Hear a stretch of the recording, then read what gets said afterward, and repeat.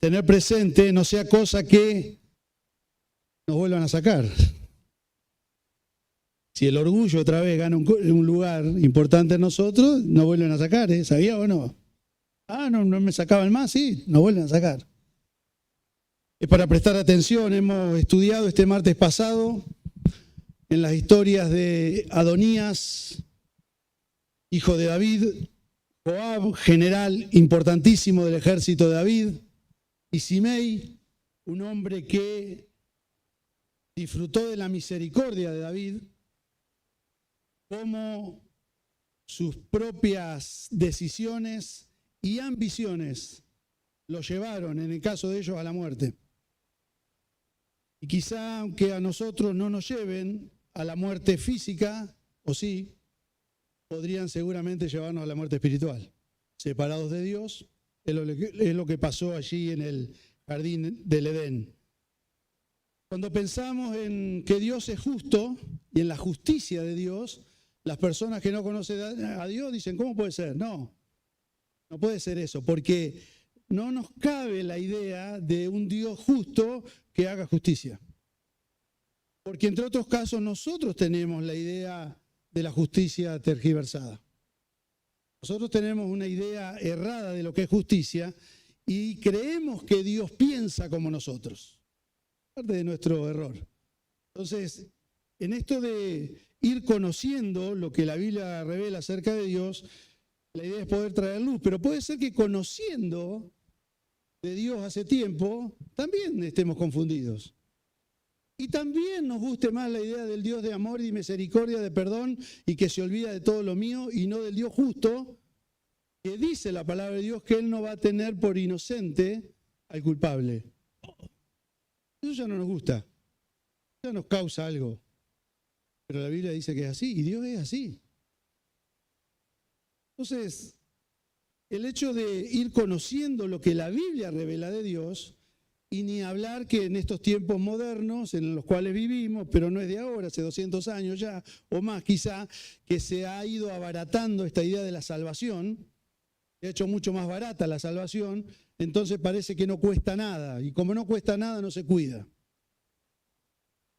Y por eso tantas personas quizá crean andar en la luz, y Jesús va a decir, fíjate, porque quizá la luz que vos decís que tenés sean tinieblas.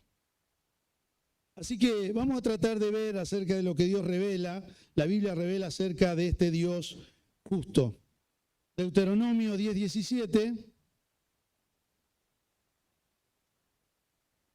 Porque el Señor vuestro Dios es Dios de dioses y Señor de señores, Dios grande, poderoso y temible, que no hace acepción de personas ni acepta soborno.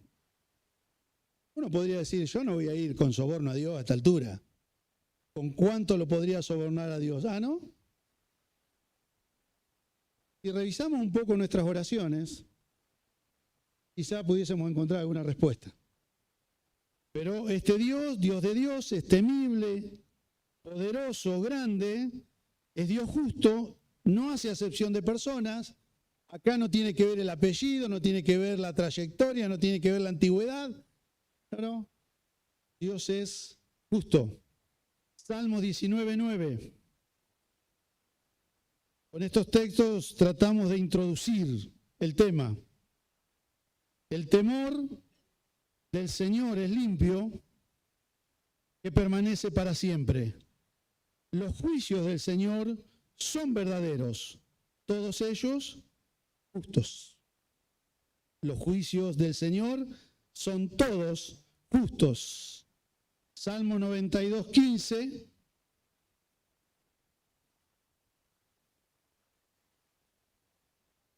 Para anunciar cuán recto es el Señor, mi roca, y que no hay injusticia en él. Y Salmo 97:2, ahí cerquita. Nubes y densas nieblas le rodean. Justicia y derecho son el fundamento de su trono. ¿De quién está hablando? De Dios. El Señor reina, regocíjese la tierra, alégrense las muchas islas, nubes densas, tinieblas le rodean, Justicia y derecho son el fundamento de su trono. Dios es justo. Bien. La Biblia dice que Él no va a tener por inocente al culpable. Él no hace acepción de personas, a Dios no lo podemos impresionar, no acepta sobornos, no le podemos decir a Dios los años que llevamos, ni la ayudita que hemos hecho, tampoco, porque Dios no es así. Dios es justo, es integridad y honradez. Hay rectitud en Él. En el Antiguo Testamento no se puede distinguir nunca la justicia de Dios y el juicio, siempre van juntos.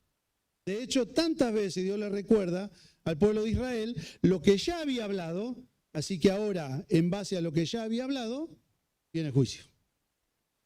Y alguien podrá decir, bueno, pero estamos en el tiempo de la gracia. No te confundas, porque Dios sigue siendo justo.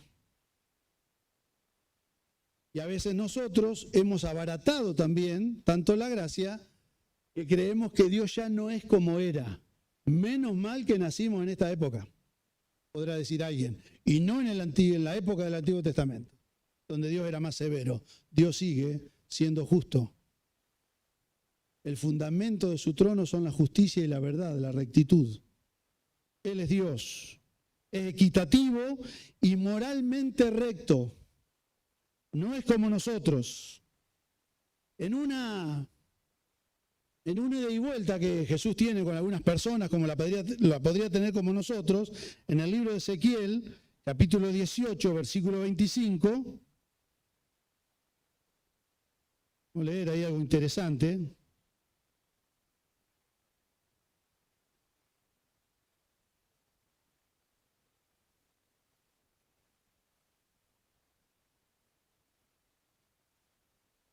Ezequiel 18, 25.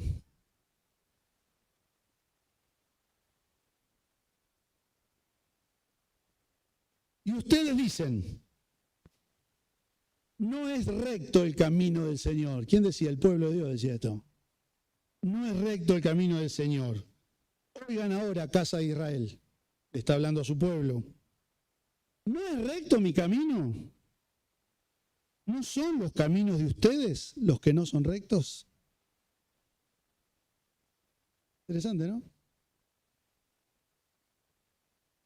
Es como si nosotros hoy le diríamos a Dios, bueno, Dios, me parece que vos te equivocaste, porque si no, no me tendría que ir a mí de tal manera como me está yendo, si vos fueses justo. ¿Y cuál es el parámetro de justicia nuestro? ¿El nuestro? En esta discusión está el pueblo de Israel porque están en cautiverio, están pagando por la desobediencia de abandonar a Dios, entonces están sufriendo las consecuencias. En esas consecuencias le dicen a Dios, tu justicia es un poco torcida. Y Dios le dice, ¿ah, sí? Ustedes dicen, no, la mía no es torcida, la de ustedes es torcida. Es para pensar, nuestra justicia, ¿cómo es? ¿Qué nos pasa a nosotros si alguien nos dice, sos injusto o sos injusta? ¿Qué pasa dentro nuestro? ¿Viste? A veces cuando no te queda otra, te queda callado. Si sabés que no te queda otra, te atreves a hablar. De eso se trata, lo que Dios le está diciendo al pueblo de Israel.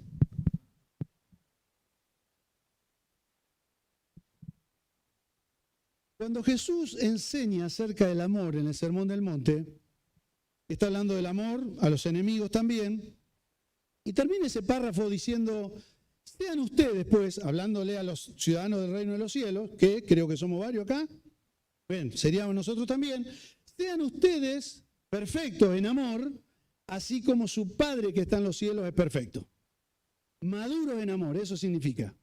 Ahora bien, si uno lo piensa en rectitud, si uno lo piensa en justicia, si uno piensa en que Dios es justo, podríamos aplicar la misma palabra. Si Dios es justo, nosotros que somos sus hijos debemos ser justos. La pregunta es, ¿hay injusticia en nosotros?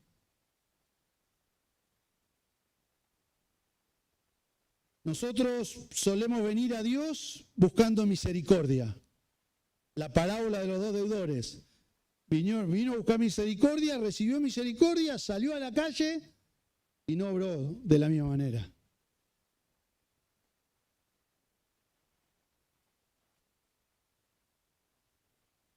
Una justicia torcida es injusticia, le dice Dios al pueblo de Israel, moralmente no es recta. Esta palabra juicio es la aplicación de la justicia a una situación moral, favorable o desfavorable. Si la persona era hallada justa, le era favorable la justicia. Pero si le era hallado en falta, le era desfavorable. El juicio tiene que ver con una situación moral. Y cuando hablamos del juicio de Dios sobre nosotros, se habla de una situación moral. Estamos en pecado, lejos de Dios. De hecho, la palabra justicia es sinónimo de iniquidad también. Y nadie quiere ser inicuo. Que haya iniquidad en nosotros, porque nos parece una palabra terrible. La injusticia es igual. Así que si hay algo de injusticia en nosotros, hay algo de iniquidad. Entonces no estamos reflejando a este Dios justo.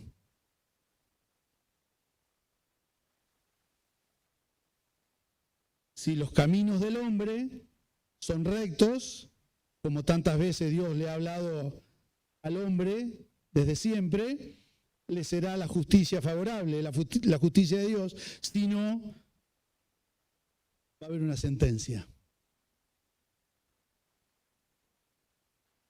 En el mismo libro de Ezequiel, en el mismo capítulo dice, el alma que pecare, esa morirá. Dios es determinante.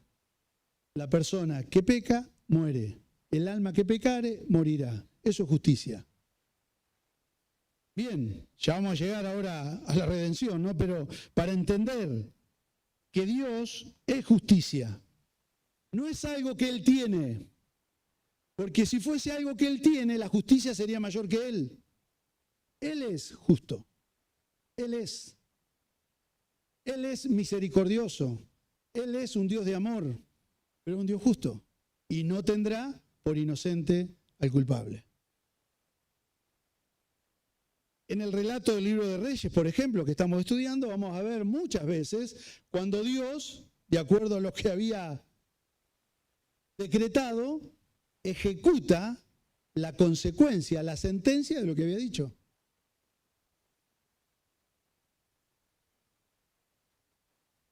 Y para que aquellos que no han entendido muy bien qué significa la gracia de Dios hoy, es interesante que prestemos atención a esto, porque Dios en el sacrificio de Cristo, en la obra redentora de Cristo, ha pasado por alto, porque Él cargó sobre nosotros, como dice el apóstol Pablo, nuestro pecado, nuestra injusticia, nuestra condenación, nuestra sentencia. Él pagó, Él la llevó sobre sus hombros. Por eso nosotros hoy tenemos acceso a la gracia. Pero el apóstol Pablo va a decir, ¿para seguir pecando? No. Nada le exige a Dios que haga nada. Nadie ni nada le puede exigir a Dios que haga algo. Dios es todopoderoso, el Dios temible, como venimos hablando, el Dios de dioses. Dios siempre ha actuado como ha querido Él, como siempre ha sido, como es ahora y como será.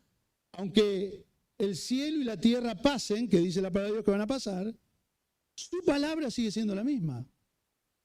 Eso nos da por un lado confianza en quien hemos creído, pero también es para tomar seriamente.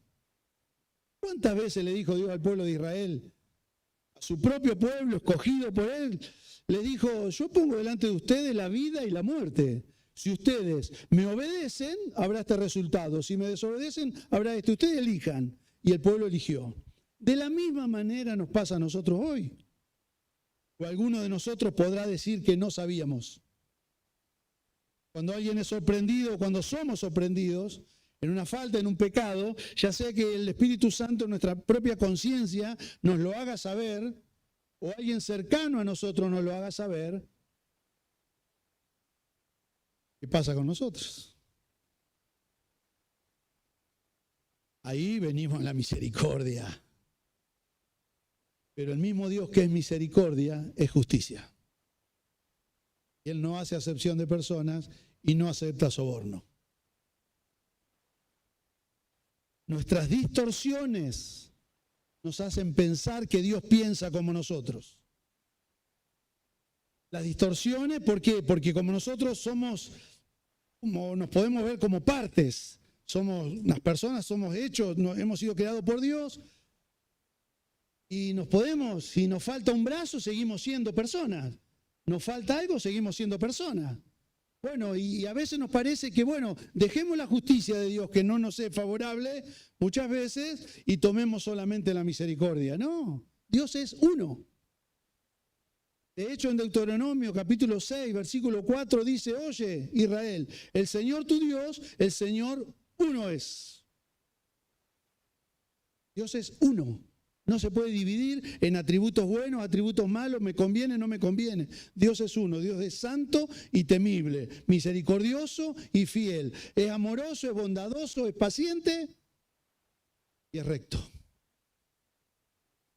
Y Él espera que sus hijos, o sea nosotros, caminemos en esa misma rectitud.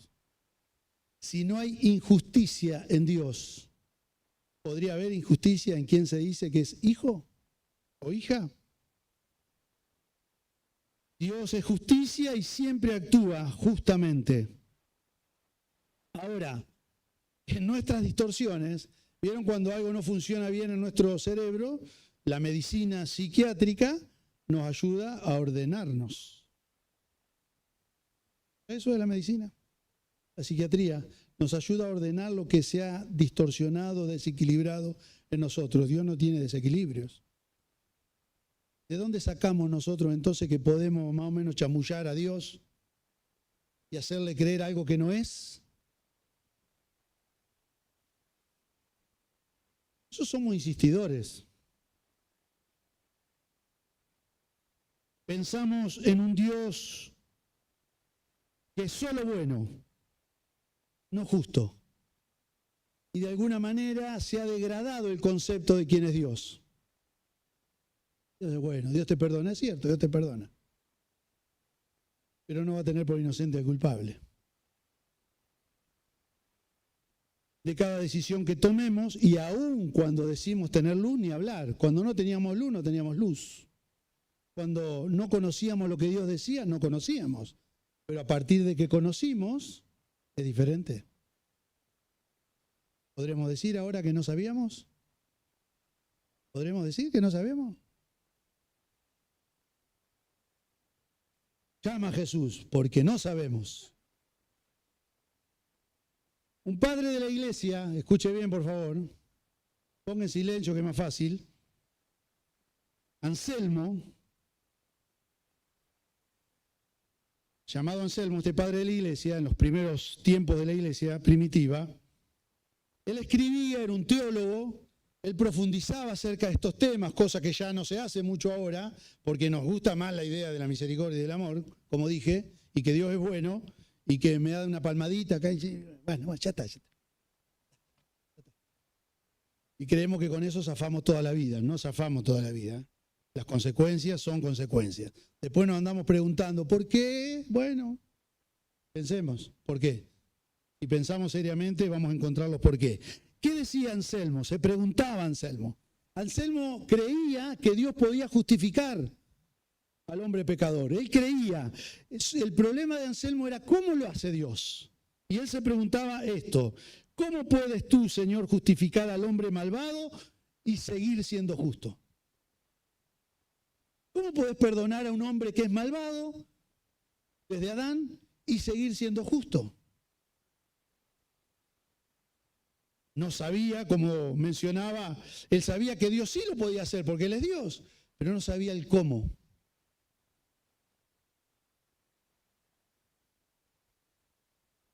Dios es único uno, como mencionaba en Deuteronomio 6:4, si lo tenemos lo podríamos poner. Él es uno, en Él no hay sombra de variación, Dios sigue siendo. No tienen que armonizar sus partes porque Él es uno solo. Todos los atributos de Dios están en Él, porque Él es uno. Salmo 50:21. Hay una comparación ahí interesante también, que nos puede ayudar. Asaf está escribiendo hablando de los malvados. Hemos ido. Salmo 50:21. Dice Dios al impío, al malvado. Por eso Anselmo se hacía esta pregunta. Estas cosas, porque viene enumerando un montón de cosas. Estas cosas has hecho, dice Dios, y yo he guardado silencio. Pensaste que yo era tal como tú. Pero te reprenderé y delante de tus ojos expondré tus delitos. Por eso Anselmo se hacía esta pregunta. ¿Cómo puede ser que Dios justifique a un hombre malvado y siga siendo justo? Muchas personas, y quizá algunos de nosotros, aún conociendo de Dios, creamos que haciendo muchas cosas no pasa nada. ¿No pasa nada? Dice Dios, no te confundas, yo no soy como vos, dice Dios. Ni como yo. Te voy a reprender y voy a exponer tus delitos. Ay, ay, ay.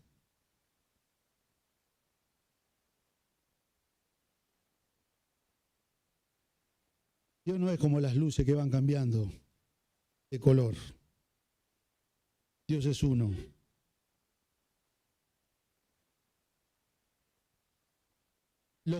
Todo lo que Dios hace y todo lo que Dios es están en armonía. Acá se introduce la pasión de Cristo, la redención de Cristo. La palabra pasión en nuestro tiempo, lamentablemente, está asociada solamente a lo sexual. Ahora se habla de pasión sexual. Pero en los tiempos antiguos tenía que ver con el sufrimiento profundo, el sufrimiento terrible que una persona podía padecer.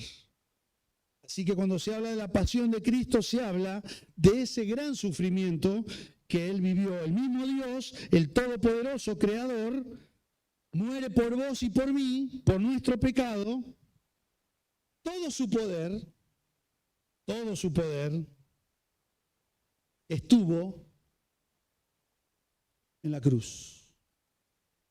Todo su poder, toda su majestuosidad, todo lo que Dios es, estuvo muriendo en la cruz.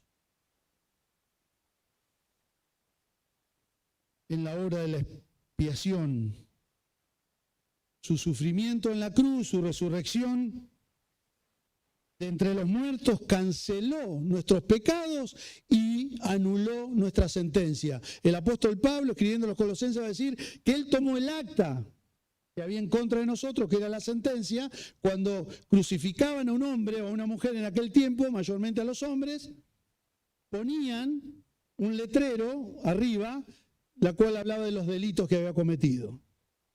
Y dice la palabra de Dios que Él tomó el acta de decretos que había en contra de nosotros y la anuló. Él pagó por eso, canceló. La sentencia tenía que ver con la aplicación de la justicia de Dios. Dios es justo. Dios iba a aplicar la justicia. La justicia a una situación moral. El hombre que pecare, dice Ezequiel 18:20, el alma que pecare morirá. Esa es la sentencia. Todos pecamos, todos condenados a muerte. ¿Qué hace Dios en la obra de expiación en la cruz? Él toma nuestro lugar en la persona de Jesucristo para pagar por tu pecado y mi pecado. La salvación no es barata. Costó la vida de Él mismo. Y ahí es donde el amor, la misericordia y la justicia están presentes en la cruz. Aunque no nos guste que Dios sea justo, pero Dios es justo. Y Él ocupó nuestro lugar de condenación. La sentencia fue anulada porque Él pagó ya por nosotros y esa situación moral que nosotros teníamos, el Señor la arregló. Eso es. Por eso en la parábola del juez injusto, ese hombre que fue perdonado no entendió. No entendió nada, decimos ahora, no entendiste nada. ¿Nosotros entendimos lo que ha hecho el Señor? ¿Qué es lo peor que has hecho? El Señor pagó por eso. El Señor pagó por eso. En la cruz. Ese problema moral, la sentencia moral sobre nosotros, ya está arreglada. Y lo que nos acusaba, el Señor ya pagó. Se anuló todo. No para hacer lo que querramos ahora, sino para vivir para Él. Esa es la parte que a veces la gracia barata no lo dice. Porque no es para acabar de hacer lo que quiera y vivir como quiera y vivir para mí. No, porque el mismo Pablo, enseñando a la iglesia, va a decir, yo antes era esclavo del pecado, ahora soy esclavo de Cristo. Vivo para agradar a Dios. De eso nos hizo libre Él, para poder vivir agradando a Dios. Apocalipsis 16. La revelación de Juan el Bautista, 5, Juan el Bautista no, el apóstol Juan. Apocalipsis 16, 5. Una visión espectacular, ¿no? De los tiempos que vienen. Y oí al ángel de las aguas. Oh, no sabía que había un ángel de las aguas. Bueno, de las piletas. Y oí al ángel de las aguas que decía, justo eres tú, el que eres y el que eras, el santo, porque has juzgado estas cosas. Y el 7 dice, y oí al altar que decía, sí, oh Señor Dios, Todopoderoso, verdaderos y justos son tus juicios.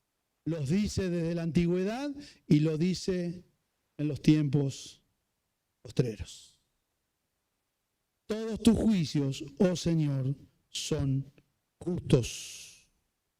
Jesús son las viejas fábulas que muchas veces nos han hecho creer que Jesús murió en la cruz para cambiarle la cara a Dios. Un Dios enfurecido por el pecado del hombre. Entonces Jesús muere, bueno, el ceño fruncido de la ira de Dios cambia y ahora hay un Dios sonriente que extiende el brazo, como el que va en los camiones. Una fábula. Somos justificados porque la agonía de Dios en la cruz cambió tu situación moral y mi situación moral. La agonía de Dios en la cruz. ¿De dónde saco yo que puedo hacer lo que quiera? El pastor Omar Herrera hace 2 o 3 domingos atrás decía lo que yo he dicho toda la vida, ¿viste? Causó gracia acá, que cuando yo le digo no causa la misma gracia. Pero tantas mañas y tanto lío por cada cosa es porque no entendemos o no hemos entendido lo que ha hecho el Señor. El mismo Dios Todopoderoso, el temible, desde la eternidad y hasta la eternidad, el Dios único y uno, donde todos los atributos moran en Él y no cambia, un Dios que no cambia, un Dios santo, un Dios perfecto, un Dios puro, pagó con su vida para que tu situación moral y mi situación moral cambie.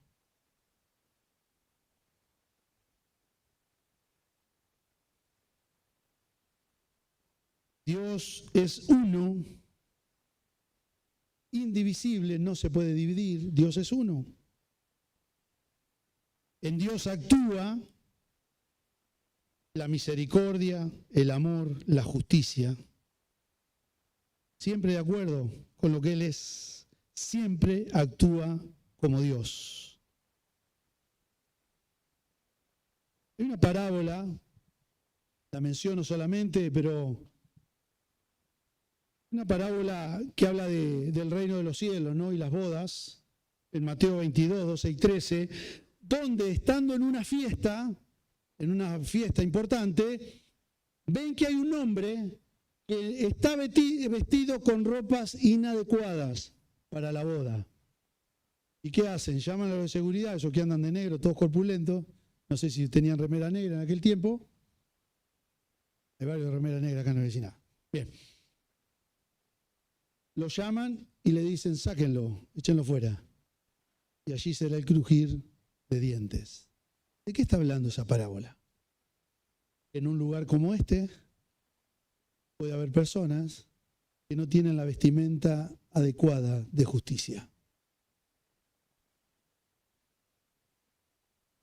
Venga Omar Herrera si nos hace reír. De eso está hablando. ¿Cómo serán nuestras ropas? ¿Serán acorde al Dios justo?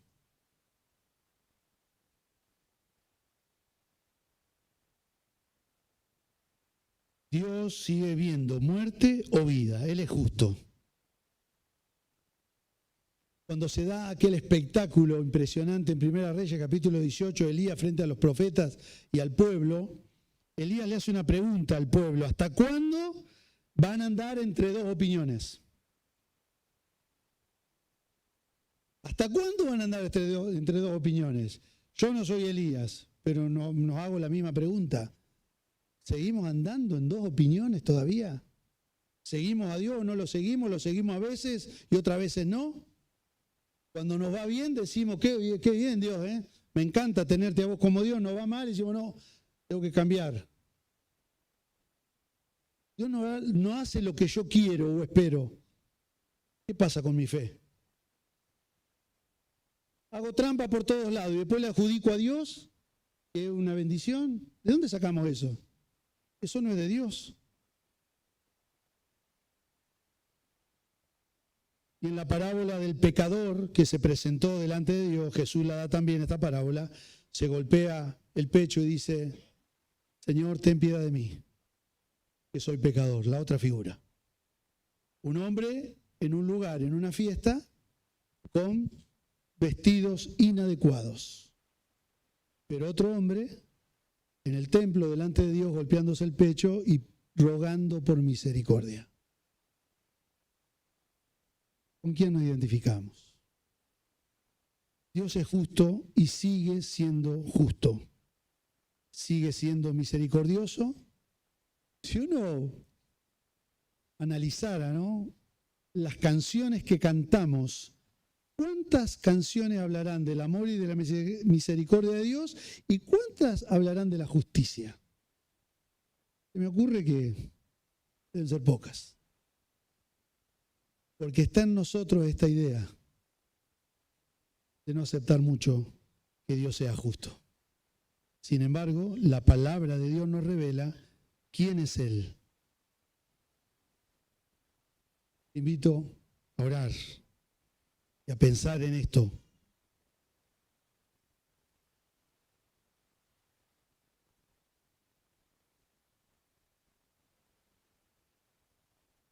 El fariseo en la última parábola que cité dice, bueno, gracias Dios porque yo no soy como este pecador que está acá al lado mío. Yo, Señor, tendrías que dar gracias casi por mí. Y dijo Jesús, el que se golpeó el pecho salió perdonado. El que si creía algo salió condenado. Te invito a hablar con Dios, quizá si estás por primera vez y no sabes lo que es hablar con Dios, simplemente decirle a Dios que lo necesitas, que querés un cambio en tu vida, que si hay algo que pueda cambiar tu situación, poder decirle, Señor, quiero eso, Dios, quiero eso, no sé bien lo que sea, porque Dios no hace acepción de personas. Dios no hace acepción de personas. Y si vos te has sentido lo peor, Dios te ama lo suficiente para perdonarte, como aquel que quizá no ha sido tan terrible, pero reconoce su necesidad de Dios. Acá estamos, Señor. delante del Dios justo. Y Dios de misericordia y Dios que sigue amando a las personas. Si pudiésemos comprender que ese Dios todopoderoso, hacedor de todo, creador de todas las cosas, murió en la cruz, agonizó en la cruz, para que nuestra situación moral cambie, para anular el acta de decretos que había en contra nuestra. Cargó el peso de nuestra condenación para que nosotros hoy seamos libres y pudiésemos creer, solamente creer, que tu obra es suficiente. Si solamente pudiésemos creer que vos podés cambiar nuestra realidad hoy, Señor. Eso te pedimos, que nos ayudes a creer. Y si hay alguien entre nosotros que se siente suficientemente justo, por favor, Señor, no nos eches todavía otra vez del jardín. Déjanos un poco más, danos tiempo a arrepentirnos. Porque ¿quién nos creemos que somos, Señor? ¿Acaso seguimos pensando que vos actuás como nosotros? Ahí sí necesitamos tu misericordia.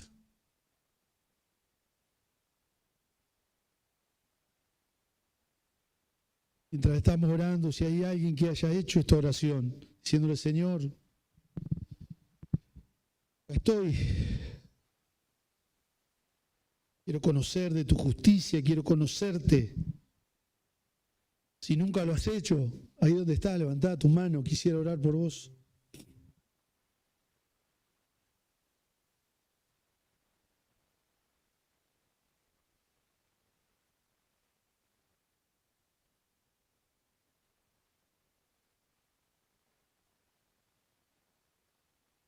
Si aún no podés entender que Dios sea justo, te cuesta creer, decirle, Señor, yo necesito hoy creer otra vez. Y si hace tiempo que la presencia de Dios no es una realidad en tu vida, decirle, Señor, yo te necesito. Otra vez me alejé, Señor. Me alejé. Me enredé, me enrosqué, poner el nombre que vos quieras. Pero vengo a vos, Señor. Porque mi situación moral necesita cambiar.